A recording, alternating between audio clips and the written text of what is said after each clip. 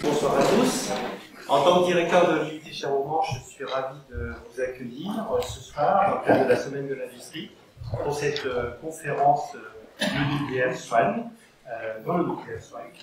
Et je pense qu'effectivement, la soirée va être bien partagée entre les interventions et ensuite le débat. Donc je vous souhaite bien débattre et je vous laisse la parole à vous. Bonsoir. Louis Normandie, la Semaine Jeune Génération, Nucléopolis et la Technopole de Cherbourg-Normandie sont heureux de vous accueillir pour une nouvelle conférence sur le thème pour le nucléaire soigne. Cette initiative s'inscrit dans la Semaine de l'Industrie au niveau national. Merci aux trois professeurs qui ont accepté notre invitation, le professeur Jacques Foss, le professeur Jean Delchary et le professeur Denis Agostini. Le professeur Jacques Foss va nous présenter l'énergie nucléaire et sa découverte. Le professeur Jean Delchary et le professeur Denis Agostini nous expliqueront ce qu'est un cancer et comment on le traite depuis son dépistage jusqu'à son traitement. Un espace a été réservé dans votre livret d'accueil pour que vous puissiez prendre des notes et noter des questions pour l'échange qui suivra tout à l'heure. Un enregistrement de la conférence est réalisé en vidéo par Laurent Danger. Il sera disponible prochainement sur le site unicnam.fr. Nous tenons à remercier nos partenaires, la Semaine Jeune Génération, donc avec Pascal Derage qui est ici, EDF Flamanville, DCNS, Areva La Hague, le site universitaire, Unicamp et l'UT Cherbourg-Manches, et particulièrement M. Philippe Grangelet, qui met à notre disposition ses locaux.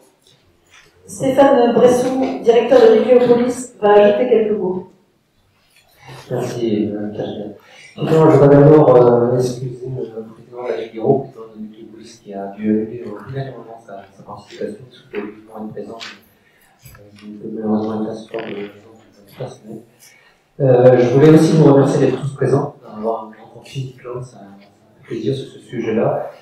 Merci au nom de Nucléopolis, une association qui regroupe l'ensemble des acteurs scientifiques et industriels qui œuvrent dans le domaine des sciences nucléaires en Normandie, que ce soit dans le domaine de l'énergie, sur notre content ici, mais aussi dans le domaine de la santé. Et effectivement, il est peut-être moins connu que les sciences nucléaires, les technologies nucléaires, depuis la découverte de la radioactivité par Becquerel en 1896, puis les premières applications qui ont été faites par les frères Curie, les frères et sœurs Curie, Pierre et Marie Curie, en 1900 et en 1900, avec des applications avant tout santé. Et ça, je pense que c'est ce que je vais vous présenter nos deux intervenants du secteur médical. Donc, un sujet extrêmement important aussi pour ce pôle nucléaire, les sciences nucléaires de Basse-Normandie, qui souhaite développer cet axe santé de manière forte dans notre région. Merci à vous d'être présents et je passe aussi la parole à Nicolas Picard qui a aussi à nous parler. Bonsoir à tous.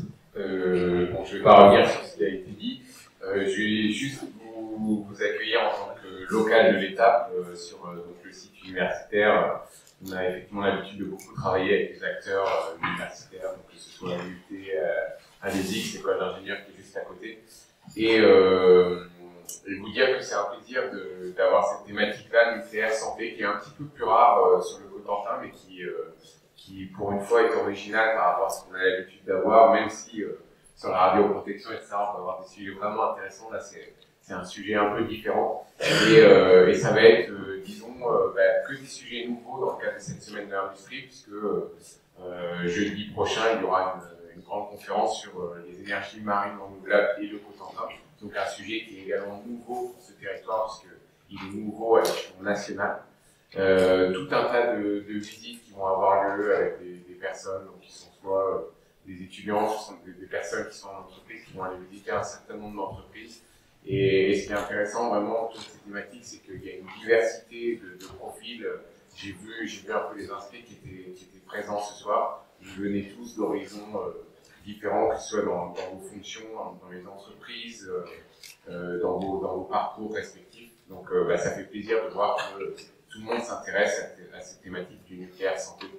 Sans plus tarder, on va laisser la parole à Jacques Foss qui va ouvrir le premier sujet donc, de cette conférence. conférence sur le nucléaire, sur une bonne conférence à tous.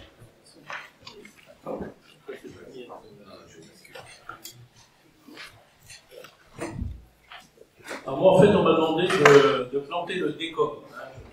Je ne suis pas médecin, donc je vais simplement rappeler brièvement l'histoire historique de la découverte de la radioactivité. Brièvement, parce que c'est une conférence alors que j'ai détaillée et que j'ai déjà fait ici à Cherbourg au mois de décembre dernier, qui s'appelait Marie et Irène Curie, deux chimistes à l'origine de la découverte de l'énergie nucléaire.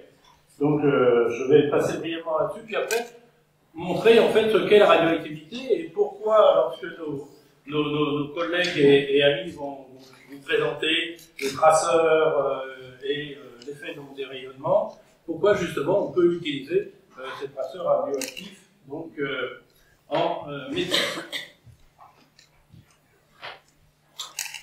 Je suis sur c'est vers le bas. Alors, la découverte de la radioactivité. Alors, simplement, donc, ici, vous retrouvez, c'est Henri Becquerel que vous avez ici sur la partie gauche. Donc, Henri Becquerel, c'est le premier, en fait, qui découvre cette émission de rayonnement tout à fait particulière, qui n'était pas les rayons X de Röntgen. Et il pense, lui, on va revenir là-dessus dans un instant, que c'est simplement dû à un seul élément, qui est l'uranium. Il appelle ça des rayons uraniques. Et c'est donc Marie Curie, il y a beaucoup de prix Nobel sur cette photo, d'ailleurs Marie Curie que vous voyez au milieu là-bas avec son Marie-Pierre et puis sa fille Irène. Donc ça fait 1, 2, 3, 4, 5 prix Nobel là, puisque c'est le père, le docteur Curie, qui était le père de Pierre Curie, qui est le dernier personnage, donc qui va en fait montrer, elles vont montrer, toutes les deux, et puis bon, Pierre Curie s'associe aux travaux, en fait que ce phénomène de radioactivité était beaucoup plus général que ça. Décidément, voilà. Voilà, alors simplement, pour parler, évoquer aussi ici la Société des sciences de Cherbourg et sa bibliothèque, vous voyez dans les 4 volumes que vous avez là, que vous pouvez retrouver d'ailleurs dans cette bibliothèque, vous avez toute l'histoire en fait de la radioactivité, puisqu'on démarre en 96 et on va jusqu'en 1901. Donc historique, je vous l'ai dit, 1896, donc Becquerel pense avoir découvert un phénomène sur l'uranium. Pierre et Marie Curie, alors oui, ça s'étale évidemment sur un certain nombre d'années, montrent qu'en fait c'est un phénomène, eux, qui pensent, qui passe de l'uranium, mais jusqu'à ce qu'on arrive jusqu'au plomb et au bismuth, et par les descendants, via les descendants donc, de l'uranium et du thorium, c'est-à-dire des éléments qui étaient instables, je reviens là-dessus dans un instant, et jusqu'à ce qu'on arrive dans la stabilité, c'est-à-dire le plomb et le bismuth, et on a des éléments comme ça, qui émettent des rayonnements, et c'est Marie Curie qui invente le mot émission de rayonnement, radioactivité. Dès 1901, vous le voyez ici, découverte en fait des effets biologiques, c'est la séance du 3 juin 1901, mais il y en a eu d'autres, hein, il y a eu d'autres applications, mais en fait je pense que mes collègues en parleront tout à l'heure. Vous voyez ici, action physiologique des rayons du radium, de M. Henri Curie et M. Henri Becquerel, pardon, et P. Curie, et donc, à la fin, vous voyez ici, les mains ont une tendance générale à la desquamation, évidemment, ils manipulaient ces composés. Les extrémités des doigts qui ont tenu les tubes et capsules, renfermant des produits très actifs, deviennent dures et parfois très douloureuses. Pour l'un d'entre nous, l'inflammation de l'extrémité des doigts dure une quinzaine de jours et s'est terminée par la chute de la peau, mais la sensibilité douloureuse n'a pas encore complètement disparu au bout de 2 mois. Je vous ai mis ici, parce que ça c'est intéressant, c'est le discours Nobel. Vous savez, quand on a le prix Nobel, on doit faire un discours Nobel, une conférence Nobel. Et alors ce qui est assez curieux, c'est que vous voyez la date, c'est 1905. Or, en 1903, en fait, le premier des prix Nobel est partagé alors à 50% Becquerel et 50% Pierre et Marie Curie. C'est-à-dire, c'est pas un tiers, c'est 50 d'un côté et puis deux fois 25. Et ce qui est curieux, c'est qu'ils ont le prix Nobel en 1905. Vous voyez, à l'époque, c'était les débuts du prix Nobel. Et Pierre et Marie Curie disent, bah tiens, puisque toi tu vas chercher le prix Nobel, tu nous ramènes le nôtre parce qu'on n'a pas le temps. On a du travail à faire dans le laboratoire. Alors ça a beaucoup évidemment vexé les Suédois qui ont dit quand même, on a le prix Nobel, on vient chercher son prix Nobel et puis on fait son discours. Alors ils sont allés le faire 2 ans après. Et vous voyez que ces quelques lignes là sont quand même intéressantes. On peut se demander si l'humanité a avantage à connaître les secrets de la nature, si elle est mûre pour en profiter aussi, cette connaissance ne sera pas nuisible. L'exemple des découvertes de Nobel est caractéristique. Les explosifs puissants ont permis aux hommes de faire des travaux admirables. Ils sont aussi un moyen terrible de destruction entre les mains de grands criminels qui entraînent les peuples vers la guerre. Je suis de ceux qui pensent avec Nobel que l'humanité tirera plus de bien que de mal des découvertes nouvelles. Je pense que ça, c'est toujours d'actualité, un peu plus de 100 ans après. Malheureusement, vous le savez, Pierre Curie va décéder d'un accident, il va se faire écraser, parce qu'on avait déjà un camion à l'époque, mais c'était en fait une voiture à chevaux, l'année suivante. Et on va laisser passer une génération, ce sont les enfants, Irène, fille de Pierre et Marie Curie, et son mari Frédéric Joliot, qui vont en fait mettre le point final à cette découverte de la radioactivité, et ils vont montrer qu'il est possible de créer, ça c'était tout à fait nouveau, une radioactivité de façon artificielle dans des éléments qui étaient stables. Jusque-là, la radioactivité était un phénomène qui ramenait effectivement des éléments instables vers la stabilité, et là on pouvait créer en fait ce phénomène, donc de façon artificielle, et on voyait à ce moment-là que ce phénomène de radioactivité en fait concernait tous les éléments de la classification. Ça leur donnera aussi le prix Nobel donc de chimie en 1935. Donc c'est la fin de cette histoire. On a là maintenant la connaissance donc, de ces phénomènes. Alors qu'est-ce que la radioactivité en quelques planches? Alors l'atome, évidemment, il faut dire, je vais traiter ça rapidement. J'ai mis à votre disposition des petites brochures qui sont peut-être un tout petit peu plus détaillées, que j'espère être grand public. Alors vous savez que l'atome en fait est constitué d'un noyau qui contient deux catégories de ce qu'on appelle des nucléons, des protons et des neutrons. Et donc un noyau, c'est les propriétés nucléaires, hein, comme son nom l'indique. Et puis autour de ce noyau, vous le savez, vous avez des électrons qui tournent autour. Et en fait, ces électrons, c'est eux qui vont donner des propriétés chimiques. C'est-à-dire d'un côté, vous avez des propriétés chimiques à cet atome, et d'un autre côté, vous avez des propriétés nucléaires. Donc en fait, quand on dit propriété chimique, c'est son comportement environnemental. Alors noyau nucléaire, électron chimie, et évidemment la composition de ce noyau lui donne ses propriétés nucléaires. Et vous le voyez, la stabilité en fait dépend d'un strict équilibre entre son nombre de protons que j'ai mis en rouge ici et son nombre de neutrons en blanc. Vous avez néon 20 par exemple, vous voyez, vous avez 10 et 10, donc ça en fait bien l'autre. Mais s'il y a un déséquilibre, qu'est-ce qui va se passer? Eh bien, c'est là qu'intervient ce phénomène de radioactivité, c'est-à-dire que le noyau va modifier sa structure, en fait, pour revenir vers la stabilité. Alors évidemment, ça ne se fait pas tout seul. En faisant ça, il émet un ou plusieurs rayonnements que l'on sait détecter et que l'on peut utiliser. Ces rayonnements, on ne va pas rentrer dans les détails, mais vous voyez, qui portent des lettres grecques, alpha, bêta, et gamma. Ce sont des noyaux de nature différente, et on dit à ce moment-là, c'est ce que je disais tout à l'heure, que ce noyau est radioactif. Alors dans un atome, évidemment, il y a autant d'électrons qui gravitent autour du noyau qu'il y a de protons dans ce noyau. En revanche, je peux modifier le nombre de neutrons et blancs de tout à l'heure, je peux le modifier légèrement, et à ce moment-là, les propriétés nucléaires de mon noyau, donc de mon atome, vont changer. C'est ce qu'on appelle des isotopes, vous voyez, même nombre de protons, même nombre d'électrons, donc même chimie, même comportement chimique, mais un nombre différent de neutrons. Et c'est là qu'intervient cette définition des traceurs en termes de radioactivité, c'est-à-dire que vous allez avoir des atomes qui vont avoir le même comportement environnemental, le même comportement chimique parce qu'ils ont le même nombre d'électrons. En revanche, ils peuvent avoir évidemment des structures nucléaires différentes. Et à côté donc des noyaux qui sont stables, je pourrais avoir des noyaux instables qui vont revenir vers la stabilité en émettant donc un rayonnement. Je vais donc pouvoir détecter parce que je vais pouvoir suivre à la trace un élément stable. Alors là, je vous ai mis des isotopes, vous voyez l'hydrogène, par exemple, il y en a 3, ici on entend parler du tritium, d'ailleurs, on a fait un colloque il n'y a pas si longtemps que ça ici, sur le tritium, qui est l'isotope radioactif de l'hydrogène, et vous voyez, chaque élément, tous les éléments possèdent plusieurs isotopes stables et radioactifs. Et dans l'uranium, évidemment, on a les deux plus importants ici, vous en avez entendu parler. Ça, c'est la classification périodique, ça c'est pour rappeler le souvenir de jeunesse, à peu près à tout le monde. Bon, la classification d'aujourd'hui, alors elle a beaucoup changé par rapport à celle que les plus anciens ont appris à l'école, mais voilà, jusqu'au 118. Alors là, je vous ai mis un extrait, c'est pareil, c'est pour se brancher un petit peu sur les conférences qui viennent. C'est un extrait de la conférence Nobel d'Irène, cette fois-ci en 1935. La diversité des natures chimiques, la diversité des vies moyennes de ces radioéléments synthétiques permettent sans doute des recherches nouvelles en biologie et physico-chimie.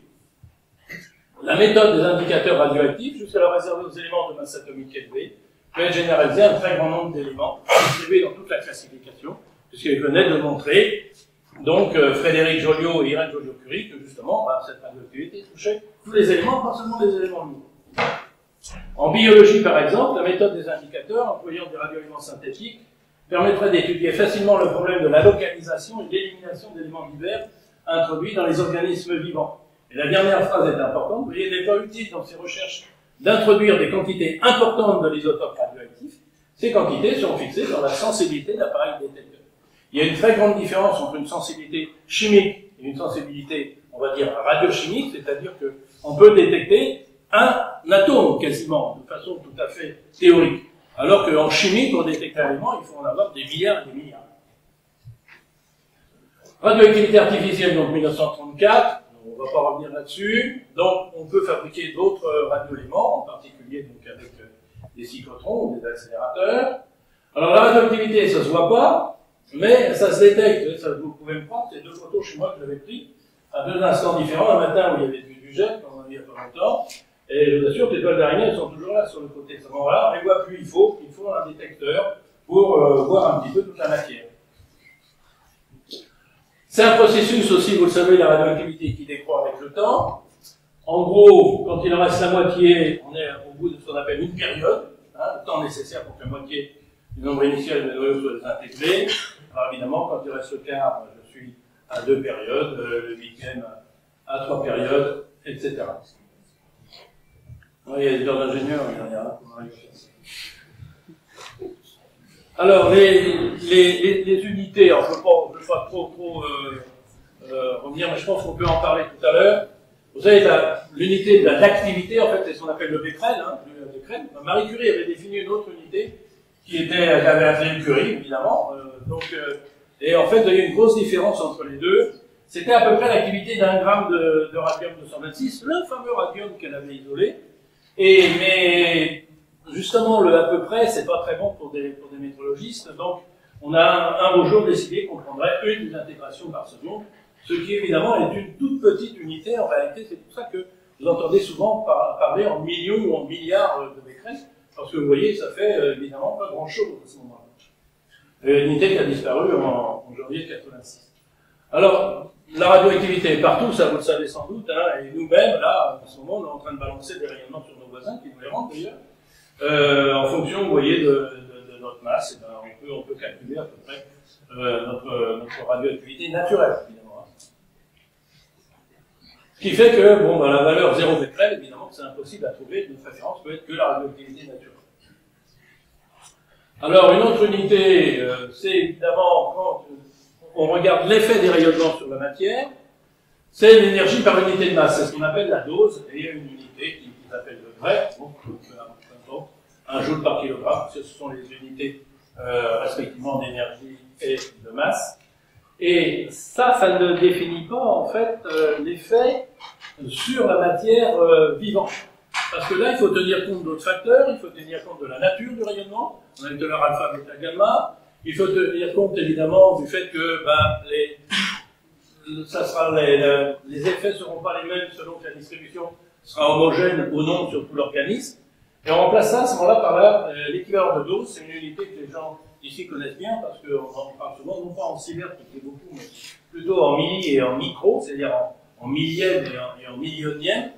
Alors ce qui est intéressant avec cette unité, c'est que ça définit bien l'effet sur la matière vivante.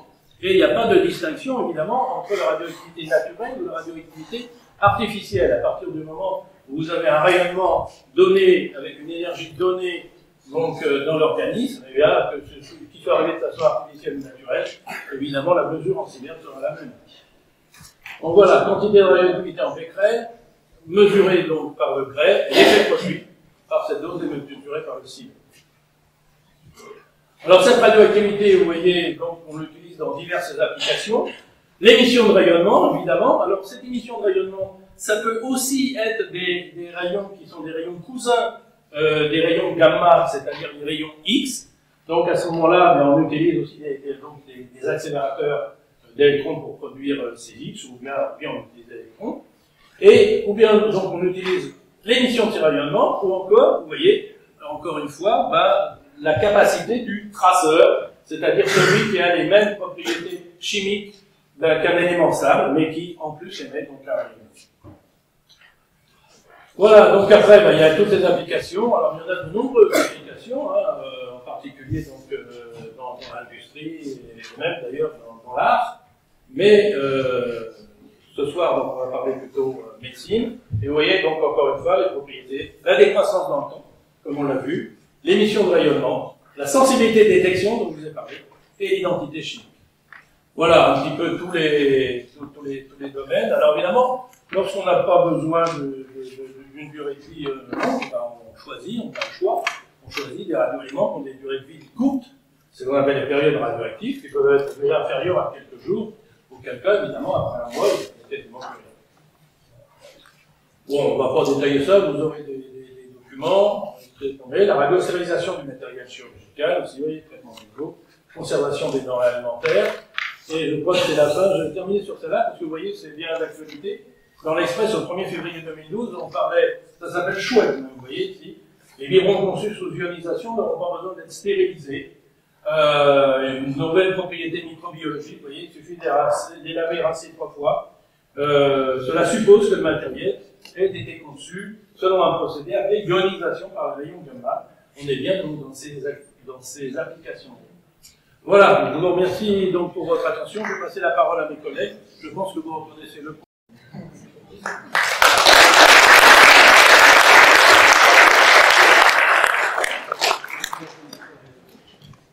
Je vais passer la sucette là maintenant.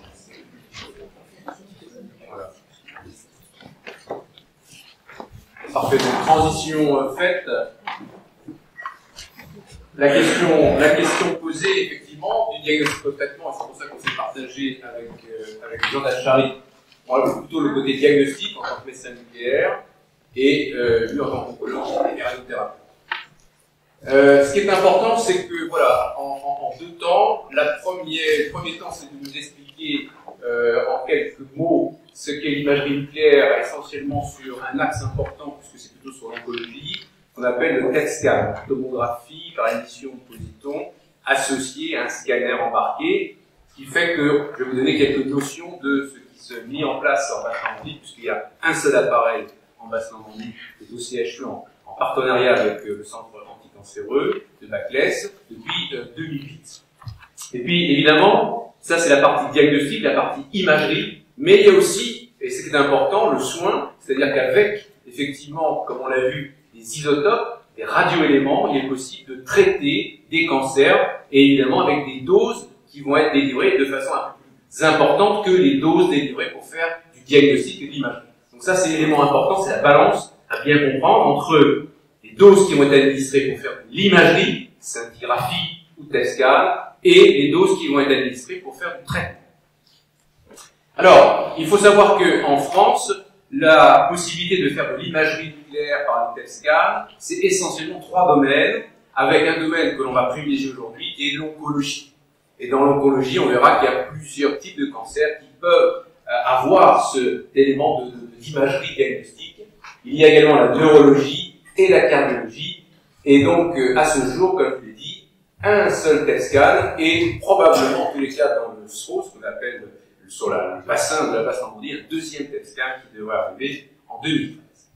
Alors, pour cette imagerie, il faut des radioéléments, on a dit des radioisotopes, et ceci démarre par un cyclotron. Le cyclotron va vous permettre, on appelle le baby-cyclotron, de former, produire des radioisotopes. Un des radioisotopes les plus importants en médecine nucléaire, c'est ce qu'on appelle le fluor 18, et en fait, glucose. Donc c'est un sucre marqué à un fluor qui est l'élément le plus important. Et comme vous le savez, et là encore une fois c'est important en termes de compétition, c'est qu'on a la société donc Cyclopharma qui s'est en quelque sorte mise sur le bassin à côté de Cicéron pour produire ces radioéléments, ce qui fait qu'on est livré, je dirais, en priorité à 300 mètres. On peut avoir maintenant du FDG, puisqu'on va faire la synthèse, fluorodéoxyglucose, c'est du FDG, c'est comme élément important pour le diagnostic. En effet, il faut savoir qu'on parle de radioisotopes, mais nous, on est dans le cas d'un médicament. On va injecter un médicament au patient. Donc, ce qu'on appelle les radiopharmaceutiques, depuis 2002, c'est qu'on injecte, même pour faire de l'imagerie diagnostique, un médicament. Et donc, deux options, soit c'est de l'imagerie diagnostique, soit c'est du traitement. Donc ça, c'est un élément important à bien identifier. Le traceur, donc on l'a dit, traceur, c'est des doses radioactives infimes, qui sont vraiment très très peu. On est, quand on fait justement en termes de millisieverts, quand on fait un examen TEP-scan, c'est de l'ordre de entre 3 et 5 millisieverts pour le patient. Donc ça, c'est un élément à retenir. On rappelle que l'irradiation naturelle, c'est 2 à 2,5 millisieverts, ça dépend des régions. Donc ça, c'est aussi un élément important. Très simplement, ce traceur qu'on va injecter par voie intraveineuse au patient, eh bien, va en quelque sorte suivre le parcours du sucre, on appelle le glucose, et à partir de ce moment-là, il va être capté par la tumeur, par le cancer, parce que le cancer, pas tous les cancers, mais la plupart sont agressifs. Et donc, on peut consommer du sucre. Donc, dès qu'il voit du sucre dans le sang, la tumeur prend du sucre, et comme ce sucre, il est en quelque sorte, il scintille, eh bien, c'est très simple. Le patient, on le met sous la caméra, et on va voir cette scintillation qui va nous permettre d'identifier la tumeur, et puis surtout, malheureusement, dans certains cas, ce qu'on appelle les métastases de différents organes. Donc, là, quand vous injectez ce produit, ce glucose marqué au fluor 18, qui est un traceur de tomographie par émission de positons, il va se distribuer dans tout le corps. Et il est clair qu'à l'état initial, eh bien, ce glucose, il y en a partout. Enfin, partout. Il y en a dans le cerveau, et donc là, on le voit bien évidemment ici, on a automatiquement du sucre, parce que c'est un consommateur, qui est tumeur, le cerveau consomme beaucoup de sucre, mais aussi, et c'est très important, aussi bien au niveau du foie, le foie c'est la poubelle de tout ce que vous injectez, de tout ce que vous alimentez, vous injectez, ça, vous absorbez, le foie est le premier filtre, et puis ensuite, évidemment, c'est la vessie, puisque tous les traceurs radioactifs que vous avez vont être éliminés par voie urinaire. Alors ça, c'est un élément important parce que il y a eu quelques années, des gens avec des détecteurs qui ont vérifié un petit peu, vous savez, dans l'Orne, un fleuve pas très loin, et qui ont vu qu'il y avait une radioactivité très importante. Ils se sont dit, mais c'est incroyable qu'il y ait une radioactivité comme ça. Donc il a fallu montrer qu'effectivement, dans une population, quand on faisait des examens de médecine nucléaire, quand on faisait des traitements pour, je dirais en quelque sorte, tuer le cancer, automatiquement, les patients, ils urinent. Et automatiquement, ça va quelque part dans le fleuve. Et donc, tous les isotopes avaient été alignés et on avait été obligé de mesurer pour montrer certaines presses qu'effectivement, on avait du technétium, il y avait de l'iode 131, etc., etc., mais de façon raisonnable. Donc ça, c'est très important à bien comprendre, c'est qu'effectivement, comme on l'a dit, c'est qu'il y a la radioactivité, il y en a partout en ce moment, mais effectivement, quand on l'injecte, eh bien, on la retrouve quelque part. Alors, de façon très simple, voilà, le patient, on lui a injecté ce traceur, et il va passer donc sous ce TEP-scan. Dans un premier temps, on va avoir un scanner qui va nous permettre en quelque sorte de localiser la localisation de la tumeur, et puis ensuite, la tomographie par émission de positons. Alors, ça veut dire quoi? Ça veut dire que, comme vous avez injecté un produit radioactif, eh bien, c'est le patient qui scintille. Et c'est cette détection de scintillation qui va être faite par la tomographie par émission de positons. Et à partir de là, on va avoir des images qui vont être des images et anatomiques et des images, ce qu'on appelle métaboliques, puisque c'est le sucre et donc c'est la consommation de sucre que l'on va identifier.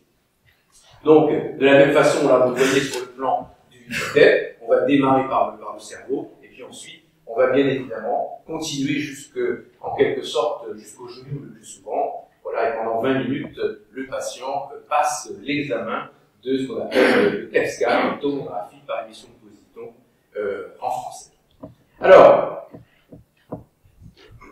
bien sûr, et je crois que c'est aussi un élément important puisque c'est public, c'est de voir que dans la salle de médecine nucléaire, il y a aussi des normes très importantes de radioprotection. On ne fait pas ça n'importe comment, on est dans un service qui est bien évidemment avec radioprotection, l'ASM qui qui nous surveille, et ça c'est un élément important. Et vous voyez que la procédure est une procédure pour le manipulateur très important, puisque on va en quelque sorte injecter avec un processus un peu particulier une tubulure où il va y avoir le radioélément et la tubulure qui va être accrochée en quelque sorte, identifiée chez le patient, comme vous le voyez ici dans un box, dans une chambre qui évidemment est plombée tout autour. Donc il y a 3 chambres et à partir de là on va injecter le patient et évidemment au bout de 90 minutes, eh bien l'examen va se passer. Le patient va donc avoir cet examen. Et à partir de ce moment-là, vous avez donc ici la caméra, justement, le patient est sous la caméra, on a un contrôle avec le manipulateur, et pendant une vingtaine de minutes, donc le patient passe cet examen. Évidemment, c'est tout à fait indolore. Pour le patient, on le met dans des bonnes conditions, on le réchauffe, ça c'est un élément important, parce que quand s'il fait très très froid, automatiquement il se contracte, et évidemment les muscles consomment du sucre, et donc on voit tout sauf la tumeur qui nous intéresse, mais on voit plutôt la chaîne musculaire, ce qui n'est pas recommandé. Donc ça c'est un élément aussi important. Donc le principe qui date du début du XXe siècle, par un Allemand, il s'était rendu compte qu'effectivement, une cellule cancéreuse consommait du sucre. Et à partir de ce moment-là, il y a eu, donc, 1905 aussi à peu près, Warburg avait mis en place avait identifié cet élément important. Et donc, il a fallu, vous voyez, quelques dizaines d'années après, avec un examen, voilà, qui est représenté ici, et qui nous permet de voir, là c'est un patient qui, ici, vous voyez, on a bien évidemment le scanner, mais ce qui est très important, c'est ce que vous voyez en jaune, c'est cette consommation de sucre dans ce qu'on appelle ici un lymphome, une maladie de Hodgkin, où là, effectivement, ça devient un examen, dans le cas des lymphomes, dans le cas de la maladie de Hodgkin, un examen incontournable. C'est non seulement incontournable parce que, en termes de diagnostic, dans le jargon, on dit de stadification, savoir en fait tout simplement si c'est grave ou si c'est moins grave, et ensuite surtout de savoir si le patient va répondre à une chimiothérapie.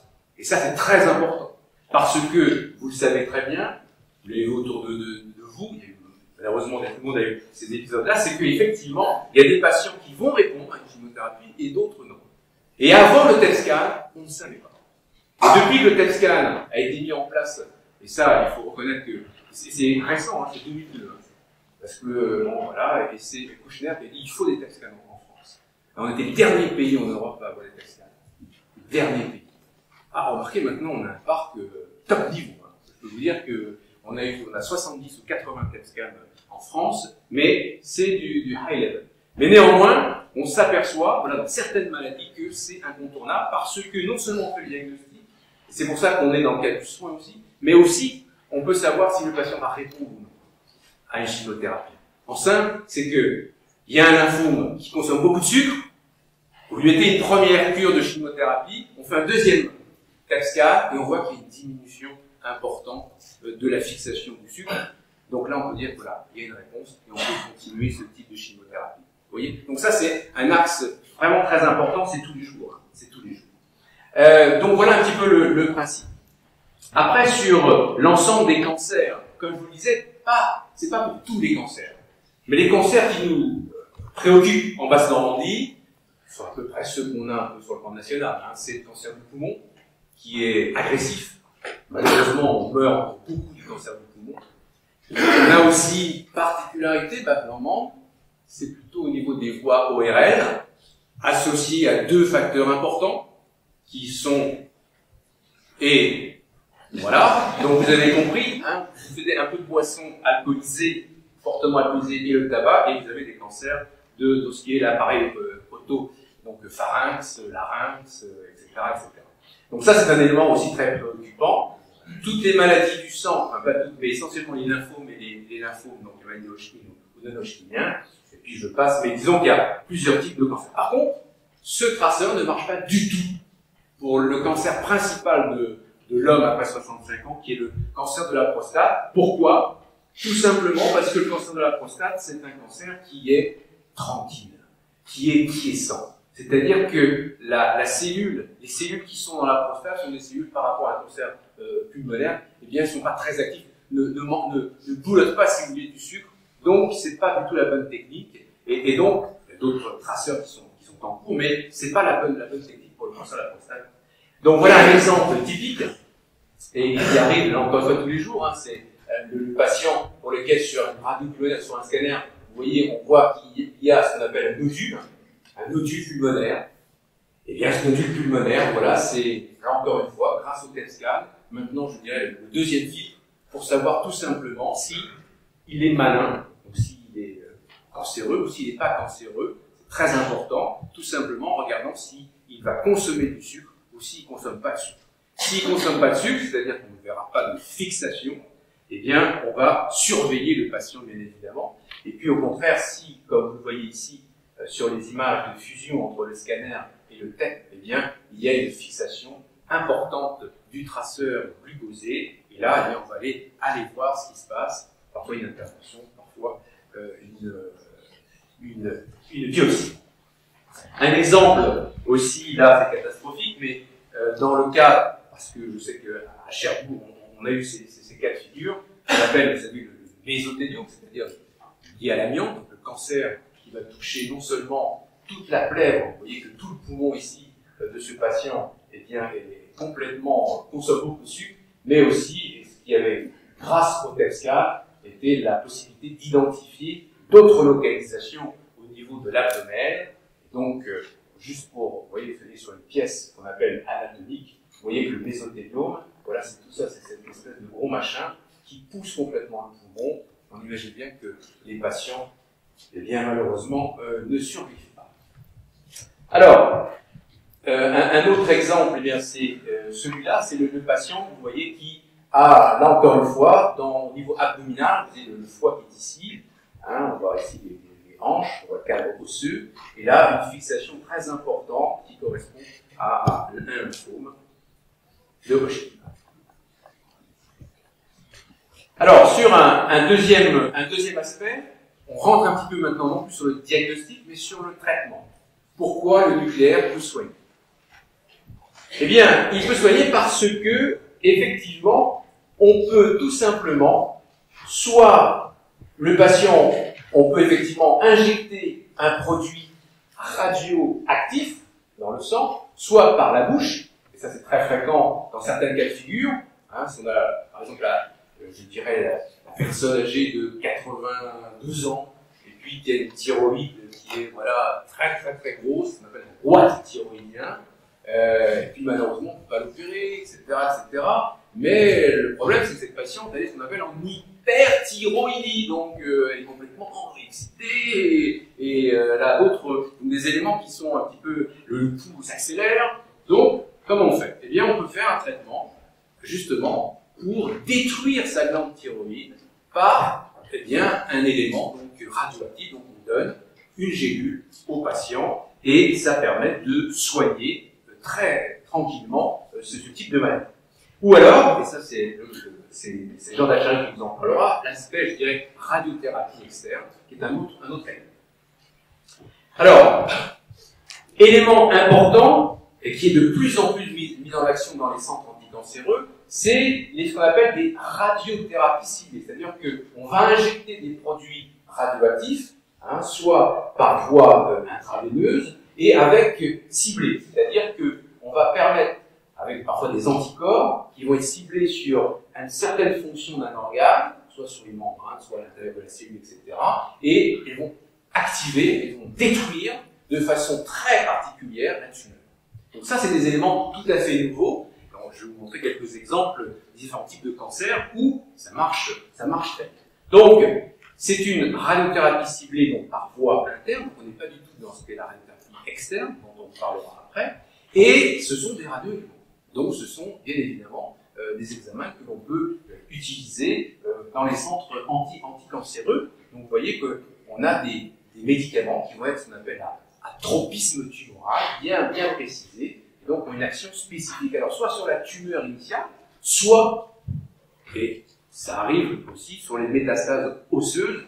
Je rappelle que ça fait très très mal, et l'élément important c'est d'être antalgique. Et donc je vous montrerai justement un exemple de radio. Vous voyez, c'est la médecine nucléaire, les radioéléments qui vont permettre de diminuer les douleurs de ces patients qui ont des métastases osseuses. Voilà un autre exemple. Alors, bon, sans rentrer trop dans les détails, ce qui est important, c'est que dès que vous allez irradier par une injection, par exemple, eh bien, ça va tirer évidemment sur ce qui est important, c'est-à-dire les cellules tumorales, mais parfois aussi, ça peut tirer à côté, c'est-à-dire sur les cellules de voisinage. Il ne faut pas non plus que ça aille sur les cellules saines, hein, c'est tout l'élément important entre je cible en quelque sorte la tumeur et j'essaie de ne pas trop tirer à côté sur les cellules saines. Et puis, bien évidemment, il y a un élément aussi important, c'est que lorsque vous avez asséné une partie d'une cellule, un organe, avec un certain rayonnement, il y a ce qu'on appelle dans notre jargon, donc soit vous tirez, vous tuez immédiatement, soit vous tuez, mais de façon différée. Vous voyez, c'est ce qu'on appelle la mort différée. Pourquoi? Parce qu'en fait, vous allez modifier complètement le génome des cellules, et automatiquement, il va prendre un coup sur l'ADN. Vous allez voir que automatiquement, il va se passer à la fois une attaque donc de l'ADN, donc de cette hélice que vous connaissez bien, ou alors une attaque des membranes, donc de ce qui est autour de qui est autour de la cellule, ou alors à l'intérieur de la cellule, et donc automatiquement, vous allez avoir des survies qui vont être soit vous n'allez pas tirer sur le génome, soit vous allez atteindre le génome, et ensuite vous allez créer une mort différée de la tumeur.